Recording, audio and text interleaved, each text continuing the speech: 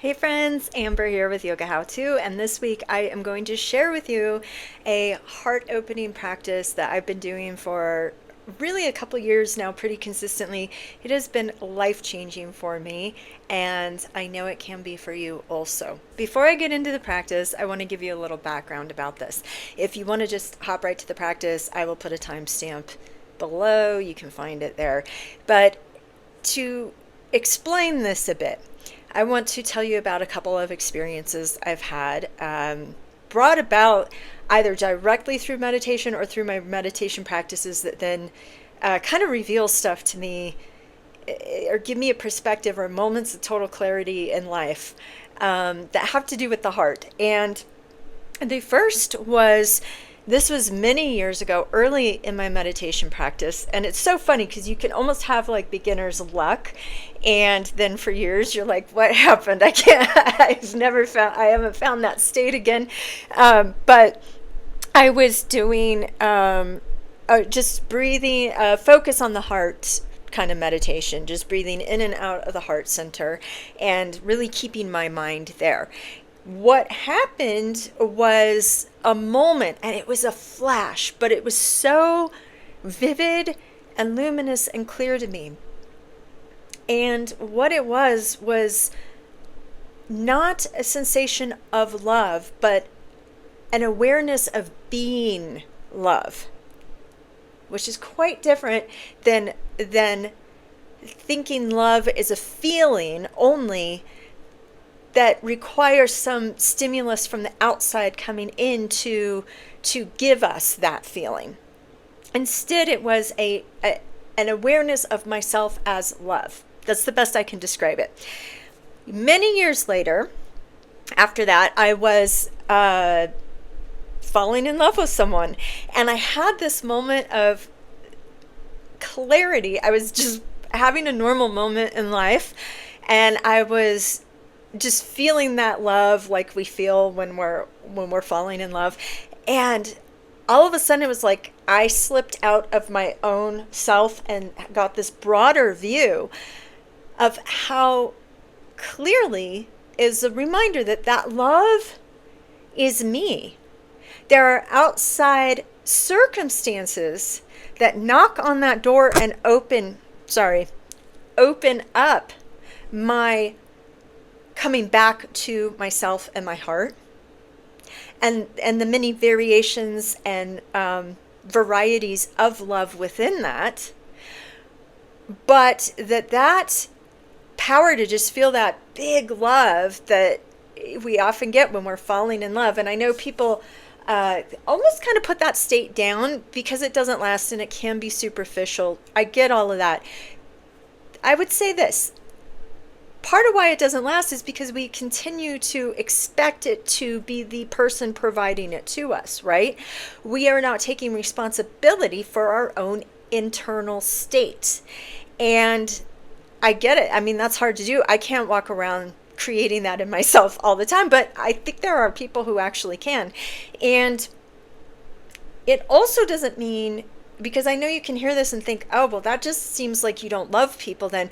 But actually, because these people are able to reveal what we have in our own hearts and our own true state, it's even more reason to love them. It opens up even more love and appreciation.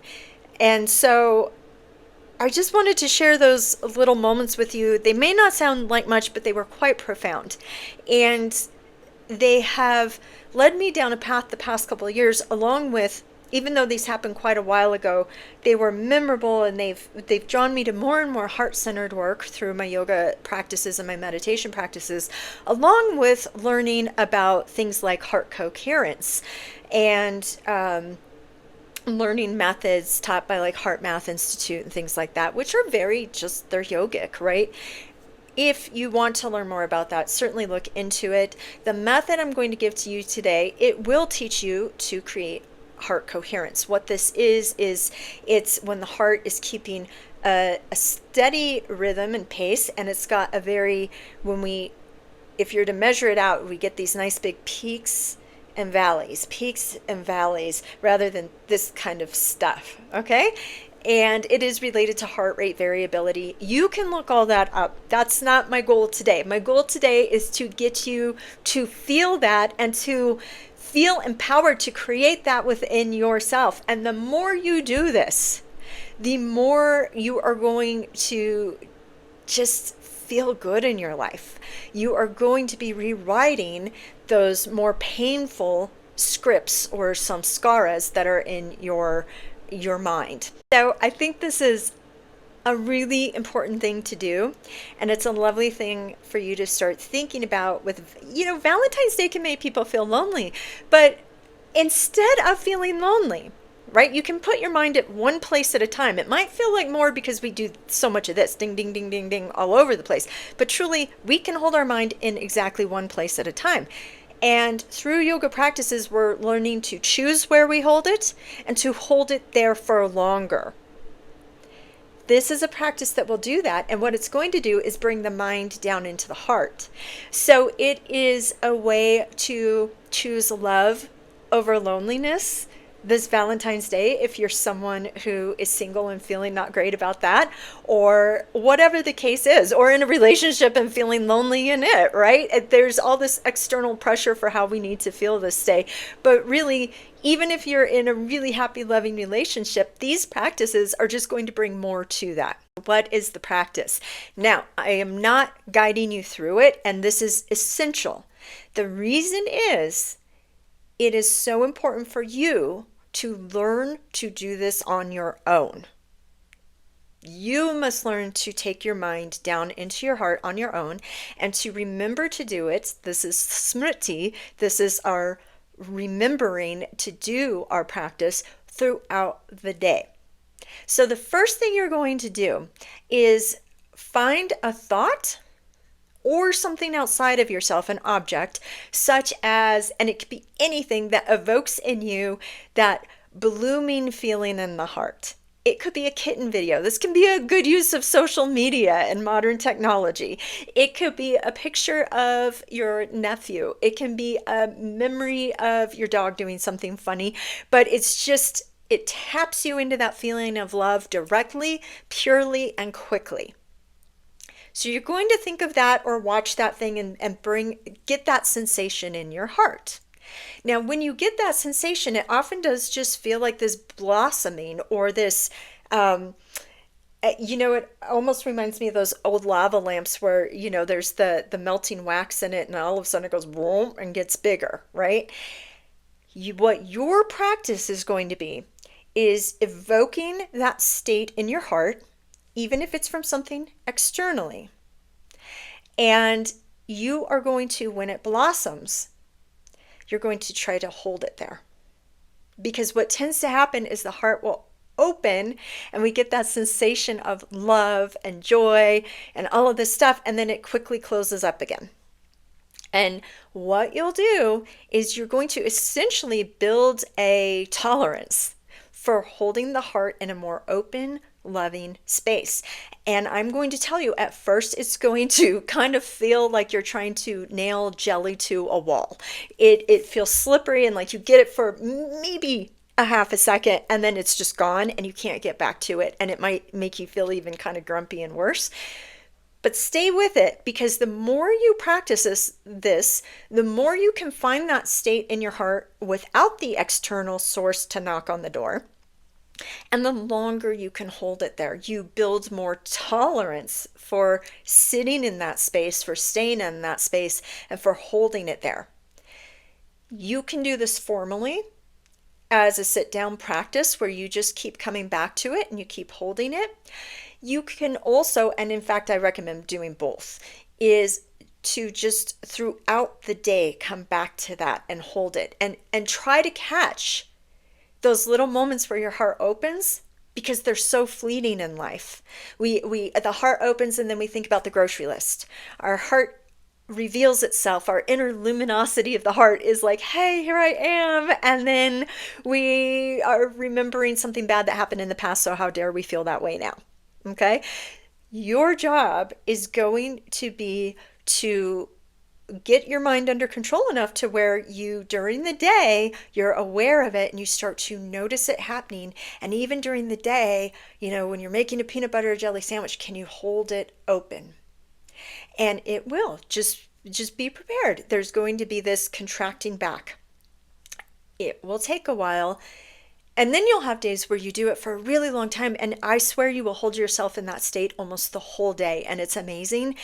And then it's like it never happened, and it's hard to get back to that. But with consistent practice, you will be able to do this more and more.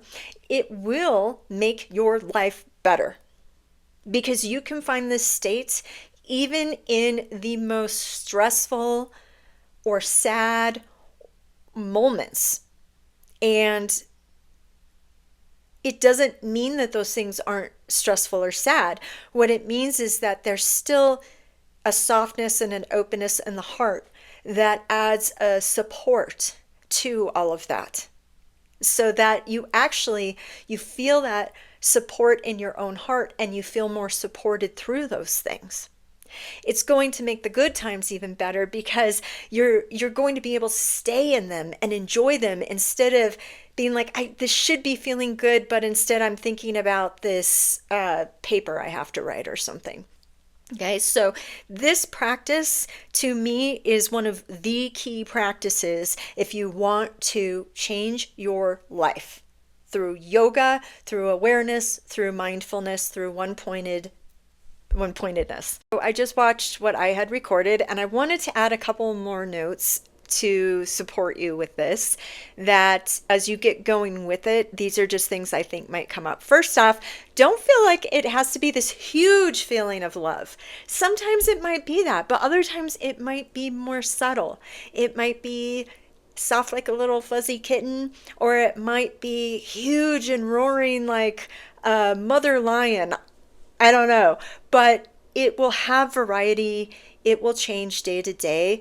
Let go of expectation of what that love needs to be. Let it be revealed to you. When you find it, you find it. Stay with it. Let it open up. Let it be what it's going to be. And just know that it is what you're experiencing. It is one facet of your true nature. The more you do this practice, the more you will start to identify with it. And that will help you to identify less with things that are not you, like frustration, anger, anxiety. I also want to recognize it sounds like such a simple practice. I think you could blow this off as not being important. It's very simple, and that is its power. The key is, what's hard about it is A, remembering to do it throughout the day, B, committing to it. So to the more formal, doing it several minutes or longer a day in a more formal way, and just really committing yourself to it. That is the hard part. So perhaps set up a little challenge for yourself. Put timers around your house or little sticky notes to remind you. But find a way to remember to do it, to come back to it again and again and again throughout the day. The last thing I want to note, and this is a little more technical, but it is the breath. Now, you don't have to do a specific breath work practice with it, but you may notice one happening because of it. So very often when I get myself in my formal practice into this state, I will notice I am doing a chest breath. Not the kind where I am stressed and I'm drawing my shoulders up to my ears, but in and out of the heart. And it is like pouring oil. It is samavritti. It is an even inhale and exhalation with no retention at the top or the bottom of the breath. And so smooth, it's like oil. It's like pouring oil. It's a soft, sweet breath. Now, if that comes about on its own, that's awesome. It's going to help to hold you in that state. And if you're having a day where it's just hard to find that state at all, any shade of love or good feeling in your heart, if you start with the breath, it will often evoke this state. So you can go at it either way. The other beautiful thing that will start to happen is that you will have moments where it just happens. And you're like, what? Where did that come from? Now, if you're not paying attention, it'll happen, it'll slip away, and you won't even know it. And that's how I got the idea for this video today. I had just dropped my little dog Violet off for a play date with her brother, Petey, who is my brother's dog, and she was so joyful and happy. And I was driving back to my house. It's so cold out. They're not getting to walk today, and I didn't even catch it at first. And I realized I just had that state of love in me. And as soon as I saw it, it instantly, it's almost like trying to call a cat out from under a bed, because it instantly wanted to go back in. Right. But because I've had a lot of practice with this, I've been so dedicated to this, particularly the past couple of years, I was able to, it kind of went like this, and I was able to go, no, let's stay here. Let's stay here. And it just was, it wasn't even because I was happy for my dog or I just seen my brother or anything else. It opened itself up in me. And because I had been practicing awareness, I saw it and I was able to hold it open. And I'm very much still in that state right now. So I just wanted to share this with you. This is my Valentine's Day gift to you. And I think more importantly, it can be one for you to yourself. Because the greatest love you will ever find, it is your very nature, which you will find in your own very heart. All right. Thanks everyone so much. Please like and subscribe. We appreciate it so much. And also, what are you doing to practice that self-love?